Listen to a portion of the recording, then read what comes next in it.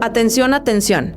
Nadie esperaba esto, nadie en el sistema político mexicano, ni los periodistas que llevan años cubriendo los pasillos del Senado, ni los analistas que siguen cada movimiento de los partidos de oposición con el nivel de detalle que sus carreras exigen, ni los propios senadores del PRI que estaban en la sala cuando ocurrió y que tuvieron que procesar en tiempo real lo que acababan de escuchar. Marco Cortés, el presidente del PAN, se paró frente a las cámaras en vivo y dijo lo que nadie en su posición había dicho. En años, dijo que Alito es un ladrón, sin matices, sin el lenguaje político que deja salidas abiertas, sin el amortiguador diplomático que los dirigentes partidistas nunca abandonan en público porque saben exactamente el costo que tiene abandonarlo y raramente están dispuestos a pagarlo. Ladrón, directo, con nombre, en vivo, y con esa palabra todo cambió. Detente un segundo, respira, piensa en lo que eso significa en el contexto de la política mexicana actual. No estamos hablando de un diputado de Morena atacando desde la tribuna, no estamos hablando de un periodista publicando una investigación, estamos hablando del presidente de su propio partido aliado, del hombre que firmó los acuerdos de la coalición opositora, del político que subió a la misma plataforma que Alito más de una vez, le estrechó la mano frente a los flashes de los fotógrafos y firmó los acuerdos que convertían a los dos partidos en aliados electorales. Ese hombre, con ese cargo, en vivo, sin que nadie se lo pidiera, sin que la situación lo exigiera, sin el contexto de una confrontación que lo empujara a decir más de lo que quería decir. Llamó ladrón a su propio aliado. ¿Cuándo fue la última vez que viste eso en la política mexicana? Espera, porque esto no fue una reacción, fue una decisión, y las decisiones de ese tamaño siempre tienen una historia detrás que nadie te va a contar en los noticieros de las 8. Marco Cortés no es el tipo que grita. Eso es lo primero que tienes que entender para calibrar la magnitud de lo que acaba de pasar. Es lo opuesto, es el político de los acuerdos silenciosos, de los procedimientos, del trabajo de oficina que no sale en cámara. Sonorense, diputado federal en varias legislaturas, presidente nacional del PAN desde hace años, un hombre que conoce las reglas del juego político mexicano mejor que casi cualquier otro, que sabe exactamente lo que cuesta romperlas, que las calcula antes de cada declaración pública como un relojero que ajusta cada pieza antes de mover la manilla. Ese hombre dejó de calcular esta semana, o calculó diferente. Las dos opciones son igual de explosivas. Si fue sin calcular, el PAN tiene un problema de liderazgo. Si fue calculado, el PAN le está declarando la guerra a su propio aliado de coalición, desde adentro. Ninguna de las dos lecturas le conviene al PRI. Cuando alguien que nunca grita, es porque algo muy serio está pasando. Cuando alguien que siempre mide sus palabras las lanza sin medir, no es un accidente, es una señal. Y la señal que Cortés mandó hoy tiene un destinatario muy claro, pero también un mensaje que va dirigido a todos nosotros. Durante años, el PAN y el PRI construyeron lo que llamaron una alianza opositora. Va por México, los acuerdos electorales, las candidaturas compartidas. El argumento era simple: juntos podemos frenar a Morena. Juntos podemos representar algo diferente. Juntos podemos ganar. Eso le vendieron a millones de mexicanos que salieron a votar creyendo que estaban eligiendo una alternativa real a la corrupción, al dinero público que desaparece mientras tú pagas tus impuestos hasta el último centavo. Una oposición limpia, un contrapeso que de verdad cuidara lo que el gobierno no cuida. Y resulta que uno de los dos socios centrales de esa alianza, el presidente del PRI, Alejandro Moreno Cárdenas, tiene encima un expediente que crece. Audios donde se escucha al senador hablar de dinero en términos que ningún funcionario público debería usar. Investigaciones sobre el manejo de recursos en Campeche durante su gubernatura. Señalamientos sobre patrimonio que no cuadra con los ingresos declarados. Todo eso, encima, sin resolver, que hablan de cuentas que no cuadran, de recursos que desaparecen, de un estilo de vida que ningún funcionario puede sostener con su sueldo declarado. Y el PAN lo sabía. Marco Cortés lo sabía. Y aún así mantuvieron la alianza, mantuvieron los acuerdos, mantuvieron la cara de que todo estaba bien. Eso tiene un costo, y ese costo no lo pagan los dirigentes. Lo pagas tú, lo pagas cuando votas creyendo que elegiste algo diferente, y resulta que elegiste más de lo mismo con otra etiqueta. Lo pagas cuando sales de la casilla con la esperanza de que esta vez va a ser diferente, y resulta que los que prometían ser la alternativa estaban durmiendo en la misma cama. Lo pagas cuando la oposición que debería fiscalizar al gobierno está demasiado ocupada protegiendo a sus propios aliados cuestionados. Lo pagas cuando el dinero que debería ir a hospitales y escuelas termina financiando el estilo de vida de alguien que hoy el presidente de su propio partido llama ladrón en televisión, en vivo, con nombre, sin que nadie se lo pidiera. Eso es lo que está en juego aquí, no un pleito entre dos políticos que se cayeron mal, no el drama interno de dos partidos que no pueden ponerse de acuerdo. Algo mucho más grande. La pregunta más básica de la democracia: ¿a quién representa realmente la gente que dice representarte? Y la respuesta que Cortés acaba de dar sin quererlo o queriéndolo es la más honesta que hemos escuchado en mucho tiempo. Ahora viene la parte que los medios no te van a contar. Lo que ocurrió en ese momento en vivo no nació en ese momento, nació semanas antes, meses antes, en conversaciones que el PAN no iba a publicar en ningún comunicado oficial, en conversaciones que pasaron cuando las cámaras no estaban prendidas. Dentro del PAN había una conversación que llevaba tiempo sin resolverse, una conversación sobre hasta dónde podía seguir la alianza con el PRI de Alito sin que le costara al partido lo que ya le estaba costando, porque hay algo que los partidos miden con una precisión que no siempre hacen pública: el daño reputacional. Lo miden en encuestas, en percepción, en la incomodidad de los militantes que ya no saben qué responder cuando alguien les pregunta por qué su partido sigue de la mano con Alito Moreno. Ese daño estaba medido, no era una intuición, no era la impresión de algunos militantes inconformes. El PAN tenía los números que decían algo muy específico sobre lo que la asociación con Alito le estaba haciendo a su propia base electoral. Y los números no eran buenos. Los números mostraban que la asociación con Alito le estaba costando exactamente los votantes que el PAN necesita recuperar para ser competitivo en el próximo ciclo electoral. Y en política los números no mienten. Los dirigentes pueden ignorarlos durante un tiempo, pero llega un punto en que el costo es demasiado alto para seguir ignorándolos. Pero hay algo más que las encuestas. Quienes tienen acceso a lo que ocurrió en las horas previas al momento en vivo describen un panorama muy específico: señales que se esperaban y no llegaron, puertas que se tocaron y no se abrieron, acuerdos que se buscaban y no se cerraron, conversaciones que no tuvieron el final que el PAN esperaba. No hay una versión única de qué fue el detonador exacto. Lo que sí coincide en todas las versiones es el efecto.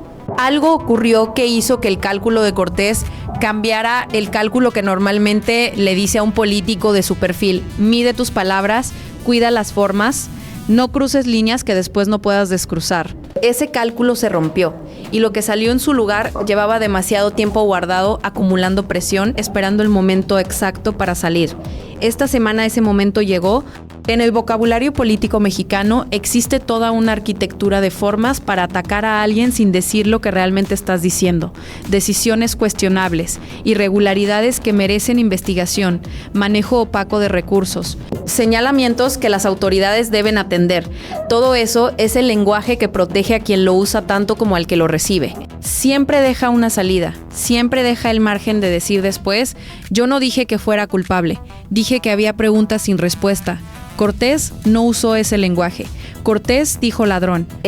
Eso es salirse del campo de juego acordado. Es entrar a un territorio donde ya no hay matices, donde el juicio es directo, donde la acusación no necesita interpretación porque ya llegó interpretada. Y hacerlo desde el cargo que ocupa como presidente nacional de un partido político convierte una sola palabra en un evento político de primer orden. Ahora viene la parte que más le duele a Alito: la trampa. Porque cuando alguien te llama ladrón en público, la respuesta lógica de cualquier persona inocente es defenderse, demandarlo, llevarlo a los tribunales, demostrar que la acusación es falsa y que quien la lanzó paga las consecuencias legales. Esa es la respuesta que cualquier inocente daría sin pensarlo dos veces, sin contratar abogados, sin consultar estrategas de comunicación, sin medir consecuencias. El problema es que en el caso de Alito, esa respuesta lógica es también la más peligrosa. Para demandar a Cortés por llamarte ladrón tienes que demostrar que no lo eres. Y demostrar eso en un proceso legal formal significa abrir expedientes, presentar cuentas, someter a escrutinio judicial exactamente la información que más conviene mantener fuera del escrutinio público. Los audios donde se escucha a Moreno Cárdenas hablando de dinero en términos que ningún funcionario debería usar. Las investigaciones sobre el manejo de recursos en Campeche durante su gubernatura. el patrimonio que no cuadra con los ingresos declarados. Todo eso que hasta ahora vive en el espacio del escándalo mediático entraría de golpe al terreno de la evidencia judicial si Alito decide demandar. Sus propios abogados casi con certeza se lo están diciendo ahora mismo. Si responde legalmente, se hunde solo. El proceso judicial saca a la luz exactamente lo que Alito necesita que permanezca en la oscuridad. Si no responde, la acusación queda en el aire, sin refutación formal, sin defensa legal, sin la oportunidad de presentar su versión ante un juez que evalúe la evidencia. Eso también lo hunde, pero más despacio. Es la diferencia entre hundirse de golpe o hundirse gradualmente mientras el agua sube. El resultado final es el mismo. El proceso es diferente. No hay salida limpia, ninguna. El tablero está diseñado para que cualquier movimiento que haga Alito lo meta más hondo. Eso es una trampa perfecta, construida con una sola palabra dicha en el momento exacto. Esa ausencia de salida limpia es la medida más exacta de la gravedad real de lo que enfrenta hoy Alejandro Moreno Cárdenas. Y aquí viene la capa que los medios no están analizando, la que convierte este episodio de escándalo en estrategia. Hay quienes aseguran con bastante convicción que detrás de las palabras de Cortés no hubo solo una reacción emocional, que hay una lectura política muy concreta que el PAN está haciendo sobre su propio futuro electoral. La lectura es simple, no requiere análisis sofisticado, no necesita 100 páginas de estrategia electoral. El PAN no puede recuperarse electoralmente mientras siga atado a la imagen del PRI de Alito. Así de simple, así de directo, cada escándalo de Alito contamina al PAN por asociación. Cada vez que Moreno Cárdenas aparece en los medios por razones equivocadas, una parte de ese daño salpica al partido que decidió ser su aliado. Los votantes de centro que el PAN necesita recuperar no van a regresar mientras el partido comparta espacio tan visible con una figura tan cuestionada. Ese votante tiene memoria, tiene acceso a videos, tiene acceso a los audios y tiene la capacidad de hacer la pregunta que ningún dirigente del PAN quiere responder en un debate. ¿Por qué siguen juntos si saben lo que saben? Eso no es una opinión. Es una medición con números concretos detrás, con encuestas que dicen exactamente cuántos votantes alejó la alianza con Alito, con datos que ningún estratega electoral puede ignorar sin cometer el error que lleva a perder elecciones que deberían ganarse. Y el PAN la tiene. Si esa lectura es correcta, entonces la palabra ladrón no fue un impulso, fue un anuncio. El anuncio del inicio de una separación que ya estaba decidida, que ya tenía una lógica, que ya tenía un cálculo detrás. La palabra ladrón fue el divorcio, no la pelea que lo precede. El divorcio ya firmado que se hace público en el momento en que alguien decide que ya no tiene sentido seguir fingiendo que el matrimonio funciona. La palabra ladrón no fue el final de la relación entre el PAN y el PRI de Alito. Fue la manera más eficiente y más definitiva de hacerle saber a todo el mundo que esa relación ya terminó. El en vivo no es un detalle menor, es parte fundamental de por qué este momento no se puede deshacer. Cuando algo ocurre en vivo, sin edición, sin la posibilidad de que alguien diga que fue sacado de contexto, el impacto es de otro nivel. Lo que viste es lo que pasó, sin filtro, sin intermediación. Y las palabras de Cortés quedaron exactamente como salieron, con el tono que tenían, con la contundencia que tenían, con la ausencia total del lenguaje diplomático que rodea normalmente cada declaración de un dirigente de su nivel. Eso es prácticamente imposible de desmantelar. No hay versión alternativa que construir, no hay contexto que agregar que cambie lo que ocurrió. Está ahí, permanente, disponible, indexado, archivado, producible a demanda con un solo clic, sin que nadie pueda quitarlo, borrarlo, ni reencuadrarlo de una manera que cambie lo que realmente ocurrió. Va a estar ahí cada vez que alguien lo necesite, va a aparecer en los comerciales del próximo ciclo electoral. Va a estar en los debates cuando alguien quiera recordarle al PAN con qué tipo de aliado caminó durante años. Va a circular cada vez que alguien intente presentar al PRI de Alito como una opción política viable. Y cada vez que circule, va a hacer el mismo daño que hizo la primera vez que se vio. Ese es el poder de las palabras dichas en vivo por quien tiene credibilidad para decirlas. No se puede neutralizar, no se puede reencuadrar. Solo puede acumularse. Es una de esas declaraciones que se convierten en referencia permanente, del tipo que los historiadores citan décadas después, del tipo que define un momento político de una manera que ninguna declaración posterior puede reencuadrar. Y tú ya la conoces completa, con todo el contexto que merece, con la historia detrás que los medios no te van a dar. Lo que vimos hoy no fue el drama del día que mañana se olvida, fue el momento en que la máscara se cayó sola, sin que nadie la jalara, sin que nadie la quitara de afuera, sin presión externa, sin investigación periodística, sin operativo del gobierno. Se cayó desde adentro, que es la única manera en que las máscaras se caen de verdad y que es imposible de revertir con ningún comunicado de prensa, frente a las cámaras, en vivo, sin posibilidad de retroceso. Marco Cortés llamó ladrón a Alito y con esa palabra destapó algo que va mucho más allá de los dos. Destapó la verdad de lo que ha sido la oposición mexicana en los últimos años. No se necesitó una investigación de largo plazo, no se necesitó un expediente judicial, se necesitó que un solo hombre en un solo momento dijera lo que sabía. 4 palabras, en vivo. Y la narrativa de la oposición como alternativa real se derrumbó en tiempo real frente a las cámaras. No un contrapeso real, no una alternativa genuina. Un acuerdo de conveniencia entre partidos que se necesitaban mutuamente para sobrevivir en un sistema político que los dejaba sin opciones por separado, que compartieron plataforma y votos, y que en el fondo nunca tuvieron el mismo proyecto ni los mismos principios. Y tú, que saliste a votar creyendo que elegías algo diferente, mereces saber eso.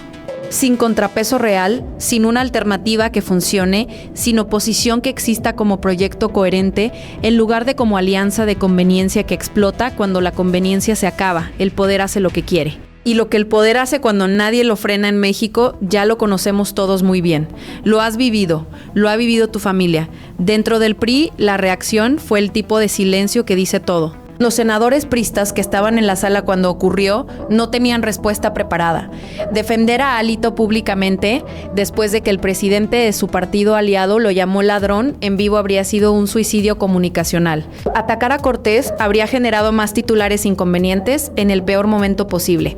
El silencio fue la única opción que no empeoraba una situación que ya era insostenible. Y ese silencio institucional de un partido en el momento en que más necesitaba hablar es el indicador más claro del estado terminal en que se encuentra el PRI como organización política. Un partido que no puede articular una defensa de su propio líder cuando más lo necesita, no es un partido que vaya a recuperarse de esa fragilidad con ningún comunicado de prensa. Eso fue lo que ocurrió hoy. No el drama pasajero del día que mañana se olvida, no el final de algo, el principio de un proceso que va a producir más movimientos en los próximos días, más posicionamientos, más distanciamientos, más actores del sistema que van a tener que decidir en público de qué lado están, más declaraciones, más reposicionamientos, más momentos donde los actores del sistema político mexicano tendrán que decidir de qué lado están. Y todo eso va a comenzar a partir de la palabra que Marco Cortés pronunció esta semana, en vivo, sin matices, con nombre y con la cara puesta.